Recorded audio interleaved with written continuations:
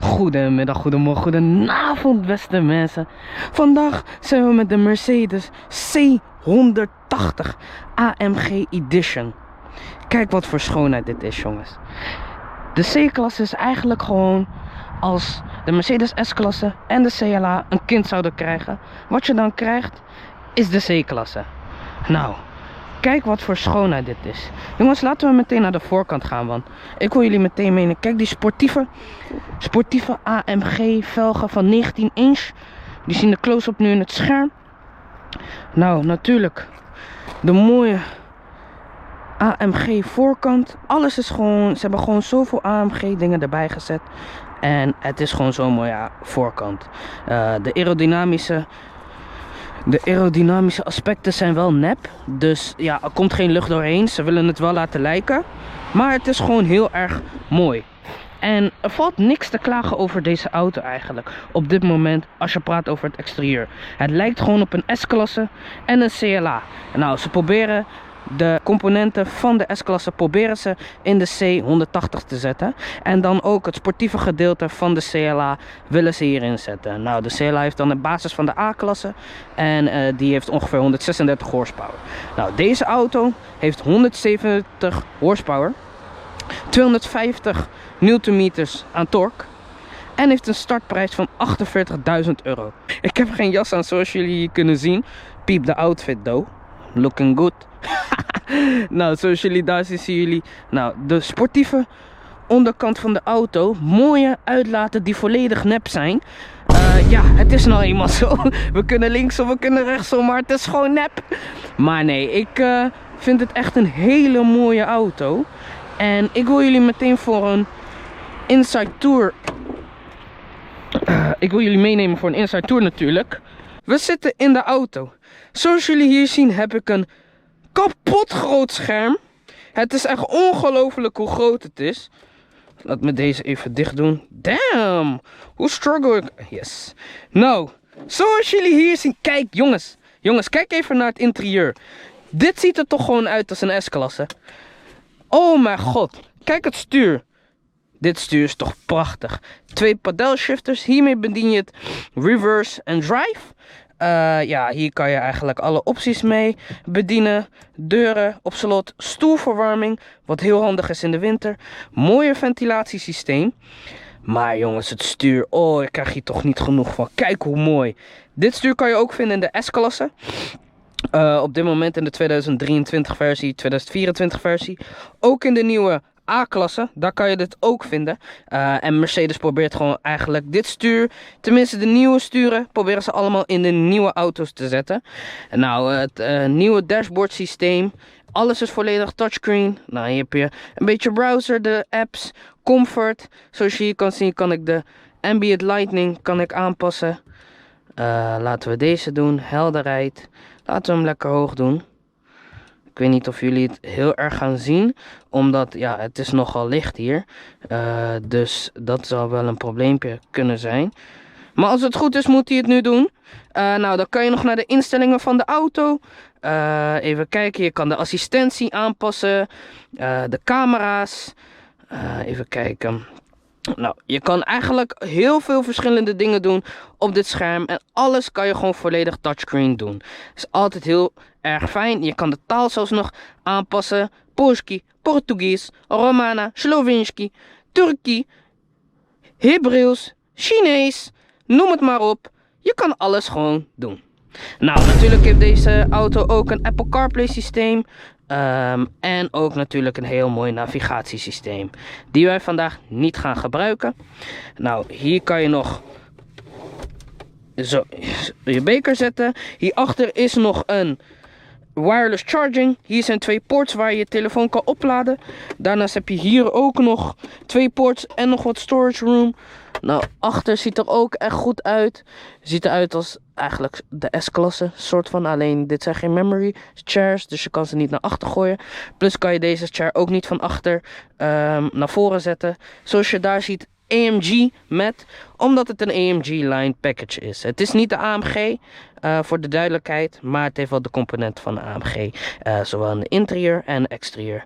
En, zoals jullie zien, is het een Power EQ. Het is geen hybride auto, het is volledig benzine.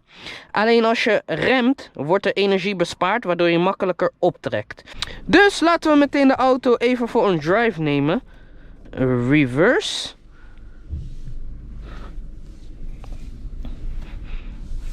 Zo. Nou, we gaan een aantal dingen doen vandaag. We gaan even de performance van de auto testen. We gaan even kijken hoe die op de weg zit. En ja, ik ben heel erg benieuwd wat deze auto in petto heeft vandaag.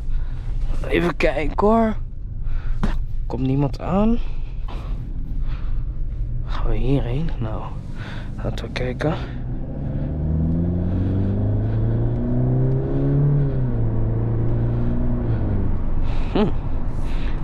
Lekker geluid. Niet een hele gekke acceleratie. Ja, hij heeft ook niet zo heel veel horsepower. Hij heeft een 1,4 liter motor. Dus ja, de power in deze auto ga je natuurlijk niet bij de C-klasse vinden. Dan zou je toch wel weer naar de AMG moeten kijken. Zoals eigenlijk Mercedes bekend om staat. Als je echt een Mercedes wil voor de performance, dan zou ik niet gaan voor de C-klasse. Ik zou dan echt naar een AMG kijken. Een A45, een A35 AMG. Denk aan een C360 AMG. Dat zijn echt auto's die performance kunnen leveren. En in een C-klasse, S-klasse, etc.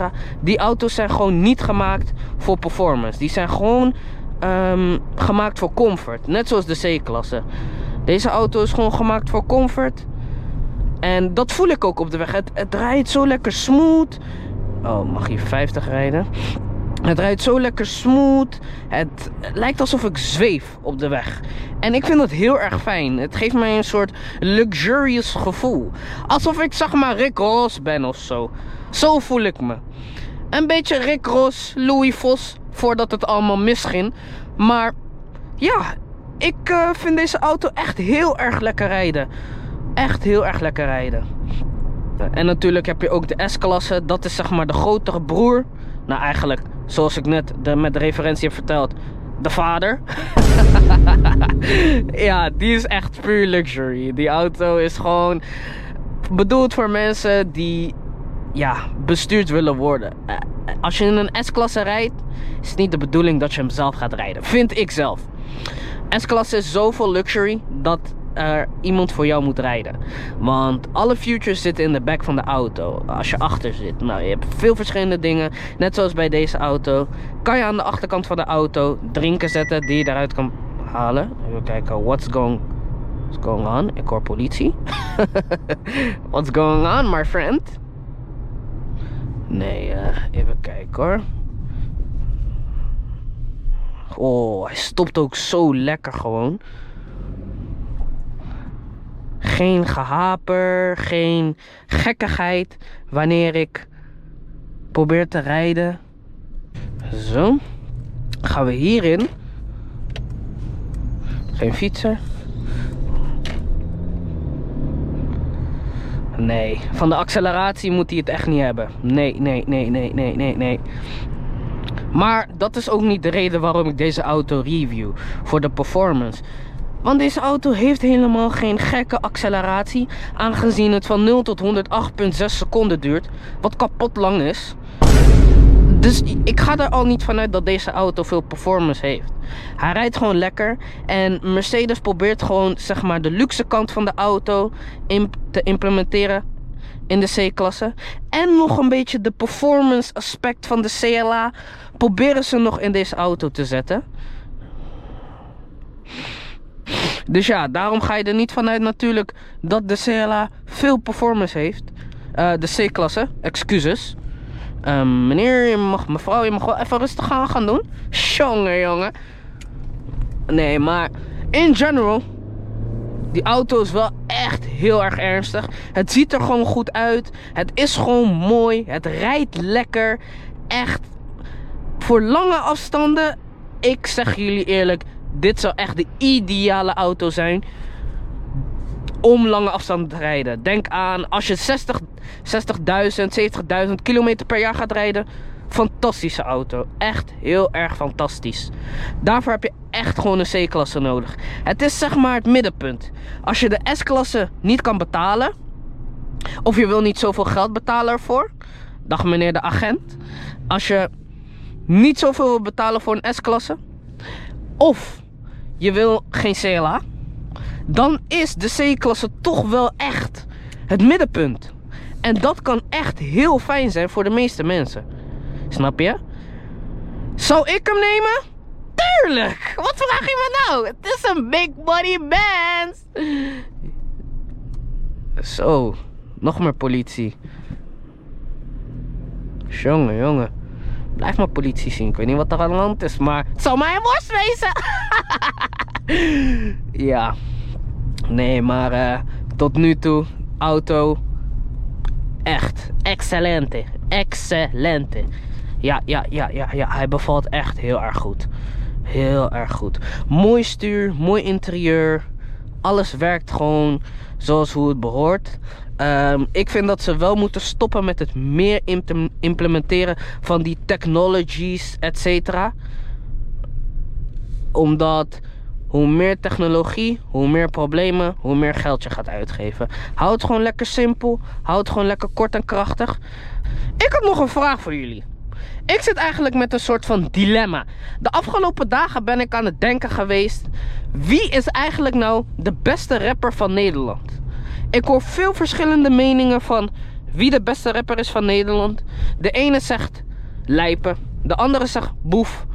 De andere zegt, ja, Frenna. Voordat hij zijn spleet had geregeld. Maar ja, ik weet het eigenlijk niet zo goed. Wie ik eigenlijk de beste rapper van Nederland vind. En iemand van wie ik wel echt, ja, hoe zeg je dat, remorse heb. Ik voel me, ja, een beetje slecht dat het zo is afgelopen. Dat is niemand minder dan Louis Vos. Louis Vos is misschien een van de beste rappers van Nederland. Het is gewoon een beetje fout gegaan. Ik weet niet waar. Ik weet niet hoe. Ik weet niet waarom. Maar zijn woordspeling. Het is alsof hij gewoon, zoals hij ook zegt, verder dan de tijd was. Zonder glazen. En ik ben benieuwd wat jullie ervan vinden. Hoe jullie hier naar kijken. Zeg maar, wie is jullie beste artiest van Nederland? Want ik kom er gewoon niet uit wie de beste is. Kijk, je zou kunnen zeggen Lijpen. Maar je zou ook kunnen zeggen Boef. En ja, Moula B en Louis Vos samen. Dat vond ik de iconischste duo die er maar was. Maar ja, ik ben benieuwd van wat jullie gaan zeggen. Laten we even een track of the day opzetten. Hey.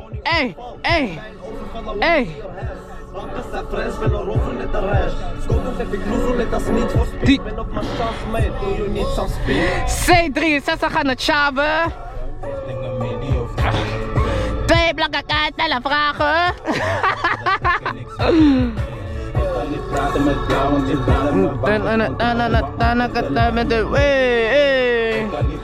Ja man, deze is legendary bro. D60 aan het schaven. 60 aan het schaven. Wow. Wey, ja. 60 aan het schaven. C63 aan het schaven. Voor de mensen die deze track niet kennen. Wat doe je? Er gaat iets echt fout. Deze track gaat zo viral op TikTok dat ik hem echt in mijn video moest zetten. Ik ben niet in een C63, maar zo voel ik me wel. Snap je? Zo voel ik me wel. En ik kon het niet laten om deze track even op te zetten, want hij is echt zo ernstig en zo iconisch. Mijn algehele, zo, gaan we even hierin. Gaan we lekker terug. Mijn algehele beoordeling van deze auto. Als je van luxe comfort en nog een beetje een sniffeltje performance zoals Nusret doet met die zouttocht, dan is de C180 echt een auto voor jou. Het heeft een startprijs van €48.000. En als je je wilt voelen als een baas, als je je wilt voelen als een soort koning of koningin natuurlijk, dan is deze auto zo ernstig. Deze auto is gewoon zo goed en I really like it. Hiermee wil ik de review voor jullie afsluiten. Ik vraag jullie natuurlijk om te liken, subscriben op mijn video. Want ja, ik heb het nodig, jongens. En ik hoop dat jullie mijn content sowieso leuk vinden. Dus als jullie mij zouden kunnen helpen met dit, I would really appreciate it. Dank jullie wel, beste mensen. Jongens, meisjes, dames, heren, voor het kijken naar mijn video. Ik wens jullie allemaal een hele mooie dag toegewenst. En thank you very much for watching. Bye bye!